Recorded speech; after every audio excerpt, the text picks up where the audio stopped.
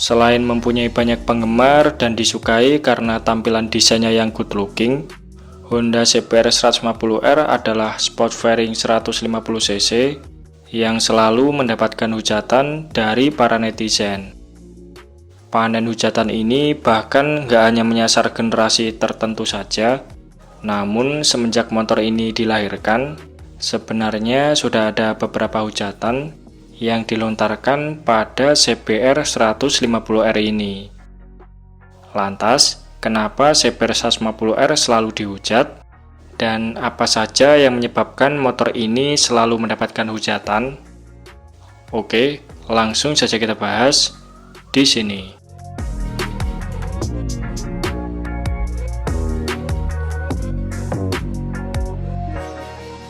Seperti yang kita ketahui, generasi pertama CBR 150 alias CBR Karbu Thailand masuk ke Indonesia melalui jalur importir umum, sehingga bandrol harganya sangatlah mahal, dan oleh sebab itu motor ini tergolong sebagai barang mewah yang nggak semua orang bisa memilikinya.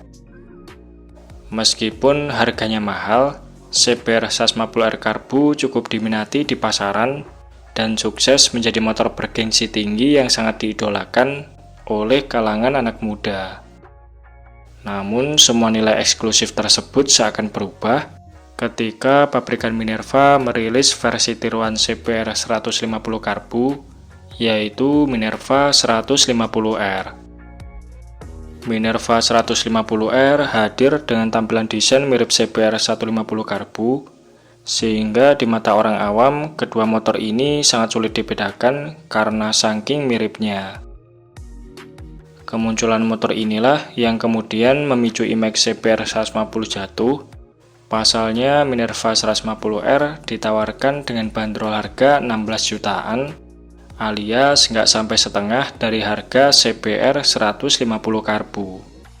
Alhasil, bagi peminat CBR yang anggarannya mepet, maka Minerva 150R adalah alternatif pilihan. Di sisi lain, walaupun fisiknya mirip, Minerva 150R menggendong mesin 150cc SOHC berpendingin oil cooler yang hanya mampu menghasilkan tenaga 12,7 horsepower. Spesifikasi mesin yang lebih inferior ini dianggap telah menurunkan value CBR. Pasalnya, CBR 150 Karbu sendiri mampu menghasilkan output tenaga di angka 17 horsepower. Karena harganya terjangkau bagi kebanyakan orang, ditambah lagi suspensi depan upside down yang membuatnya terlihat menarik, pamor Minerva 150R pun nggak kalah populer dari CBR 150 Karbu. Dan sialnya lagi, ada beberapa pabrikan lain yang mengikuti jejak Minerva dengan membuat versi tiruan CBR, misalnya seperti pabrikan Happy dan juga APP KTM.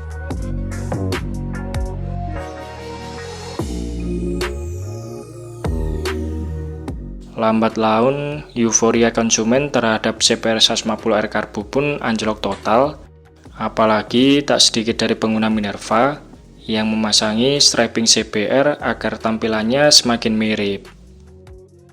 Sebagian pengguna CBR kala itu cukup resah dengan keberadaan Minerva, mengingat motor CBR asli mereka seringkali dianggap sebagai Minerva. Hal tersebut juga berimbas pada importer umum yang enggan menyetok unit CBR 150 Karbu, dikarenakan penjualannya semakin seret semenjak kehadiran Minerva.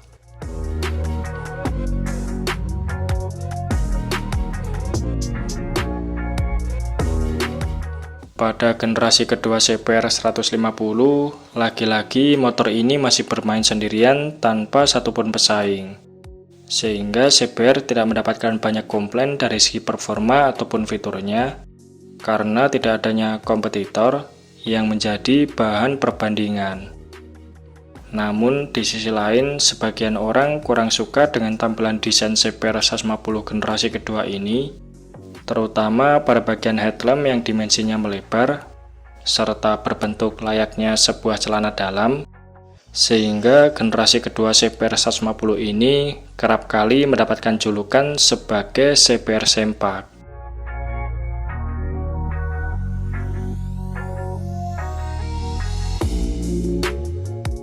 Generasi ketiga CBR 150R berkode K45A merupakan CBR 150 series pertama yang diproduksi secara lokal di Indonesia.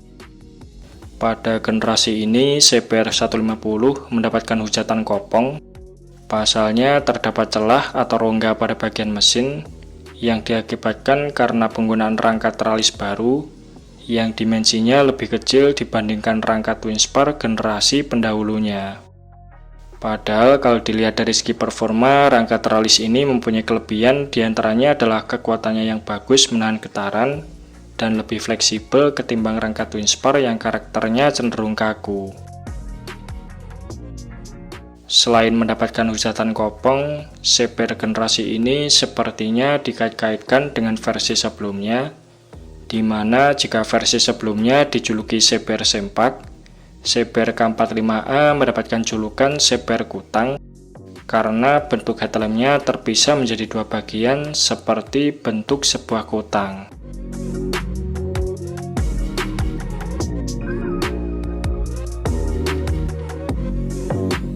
Generasi keempat CBR 150R berkode K45G mendapatkan perubahan total dari segi desain maupun mesinnya.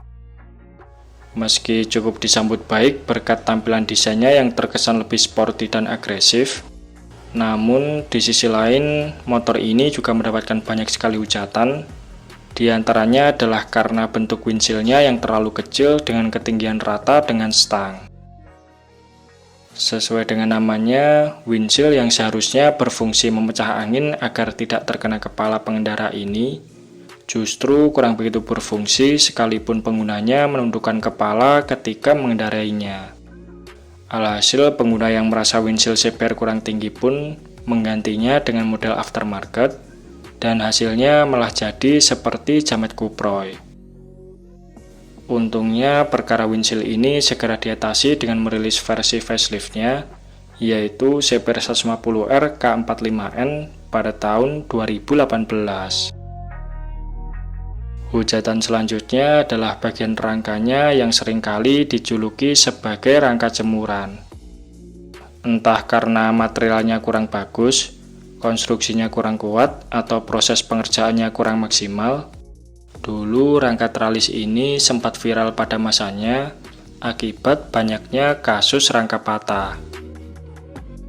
Meski kasus pada CBR 150 lebih sedikit ketimbang kasus rangka patah CB150R, namun karena desain rangka keduanya mirip, teralis Honda CBR 150 juga tak luput mendapatkan hujatan sebagai rangka jemuran.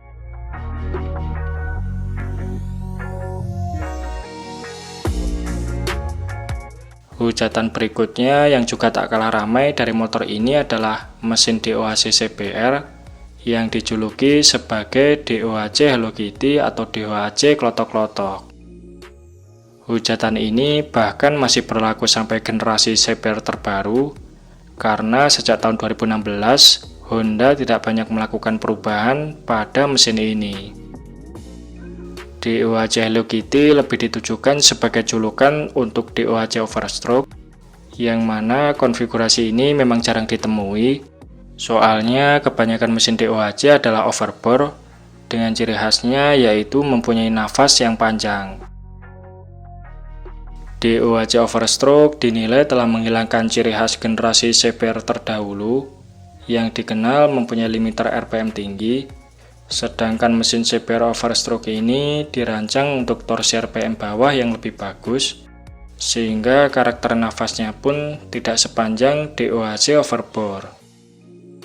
Jika dibandingkan dengan kedua pesaingnya yaitu R15 dan juga GSX-R 150, klaim tenaga CBR 150 merupakan yang paling kecil dengan catatan 16,8 horsepower, sedangkan kedua pesaingnya menghasilkan tenaga di angka 19 horsepower. Hal inilah yang kemudian semakin memperkuat kesan DOHC Hello Kitty yang melekat pada CBR 150, mengingat DOHC Honda ini bisa dikalahkan oleh SOHC Yamaha dan performanya nggak segalak mesin DOHC Suzuki GSX-R. Namun berdasarkan hasil komparasi, Sebenarnya CBR 150 ini punya respon akselerasi yang bagus saat di putaran RPM bawah. Hanya saja di putaran menengah ke atas ataupun di trek yang panjang, CBR 150 bakalan kewalahan meladeni kedua pesaingnya ini.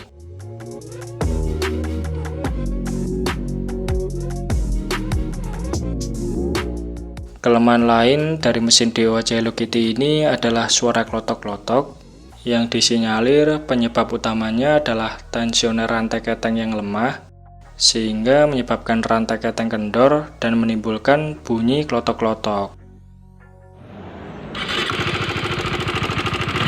Penyakit bawaan ini seperti sudah menjadi rahasia umum di kalangan pengguna CB maupun CBR 150, dan bahkan kasus serupa juga masih ditemui pada CBR 150 generasi terbaru.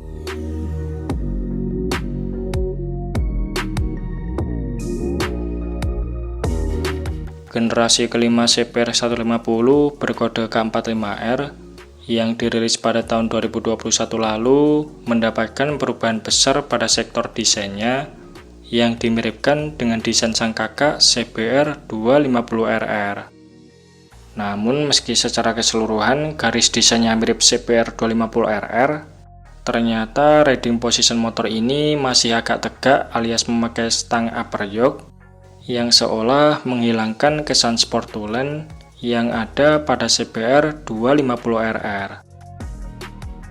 Jika dibandingkan dengan kedua kompetitornya pun, CBR 150 ini punya riding position paling tegak karena baik R15 maupun GSX-R 150 sama-sama menggunakan stang underyoke yang membuat riding positionnya sporty ala motorsport tulen.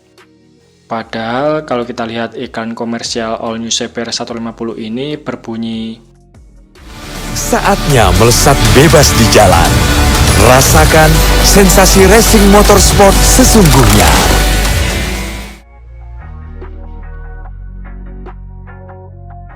Namun sepertinya iklan tersebut tak sejalan dengan apa yang ditawarkan all new CBR 150R, sehingga banyak yang menghujat kalau motor ini lebih cocok untuk dikendarai bapak-bapak.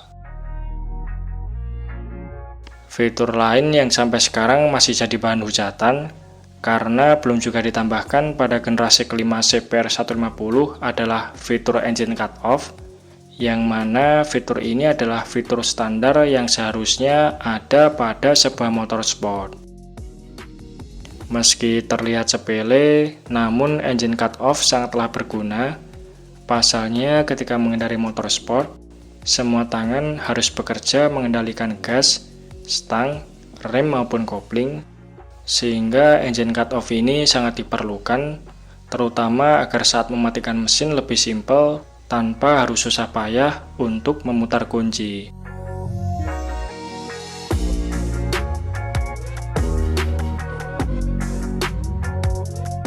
Nah, itu tadi beberapa alasan yang menyebabkan kenapa CBR 150 selalu mendapatkan banyak hujatan.